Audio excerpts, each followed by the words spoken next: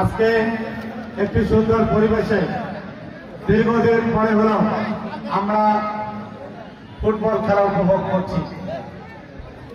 আমরা মনে করি আজকে যারা আয়োজন করেছেন তাদেরকে ধন্যবাদ জানাই, কৃতজ্ঞতা প্রকাশ করছি।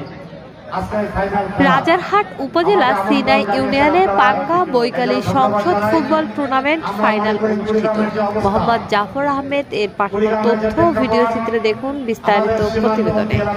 সিনাই ২০ বাড়ি কুড়ি বৈঠক ও পাঙ্গা ১ নং মীরের বাড়ি ফুটবল টুর্নামেন্ট ফাইনাল ম্যাচ উদ্বোধন শেষে উঠান বৈঠকে প্রধান অতিথি হিসেবে বক্তব্য রাখেন কুড়িগ্রাম ২ আসনের বিএনপি মনোনীত ধানের শীষ প্রার্থী আলহাজ সোহেল হোসাইন সদস্য সচিব জেলা বিএনপি কুড়িগ্রাম। তিনি বলেন, বিগত দিনে কুড়িগ্রামের কোনো উন্নয়ন হয়নি। কুড়িগ্রামের মানুষ অতি সহজ সরল, তাই নির্বাচনের সময় বিভিন্ন মিথ্যা প্রতিশ্রুতি দিয়ে নির্বাচিত হয়ে চলে যায়, আর খুঁজে পাওয়া যায় না। আমি আপনাদেরকে মিথ্যা প্রতিশ্রুতি দিতে চাই না। বিএনপি সরকার গঠন করলে আমি সংসদ সদস্য প্রার্থী নির্বাচিত হলে এই অবহেলিত কুড়িগ্রামকে রোল মডেল হিসেবে গড়ে তুলব। আমি আপনাদের কাছে দোয়া ও সমর্থন চাই। এ সময় আরো উপস্থিত ছিলেন রাজারহাট থানা ইউনিয়নের বিএনপির বিভিন্ন নেতাকর্মী উপস্থিত ছিলেন।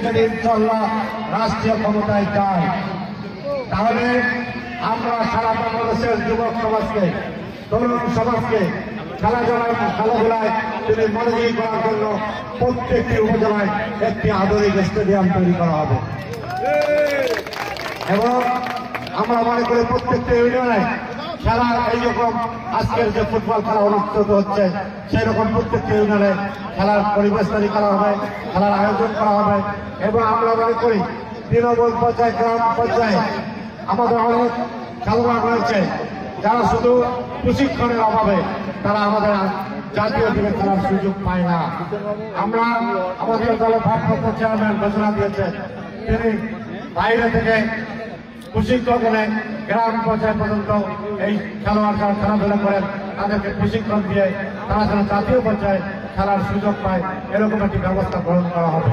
তাই আমি মনে করি আমাদের কুড়িগ্রামের যে প্রেক্ষাপট, কুড়িগ্রামের যে অবস্থা, এই অবস্থা থেকে আগামীর কুড়িগ্রামের জন্য, স্বনির্ভর কুড়িগ্রামের জন্য আসুন দল মত নির্বিশেষে সবাই ঐক্যবদ্ধভাবে আমরা ঐক্যবদ্ধ হয়ে আগামীতে কুড়িগ্রামের আমাদের যে আগামী সংসদ নির্বাচনে আমি আপনাদের সকলের কাছে ধানের শীষের ভোট প্রার্থনা করছি।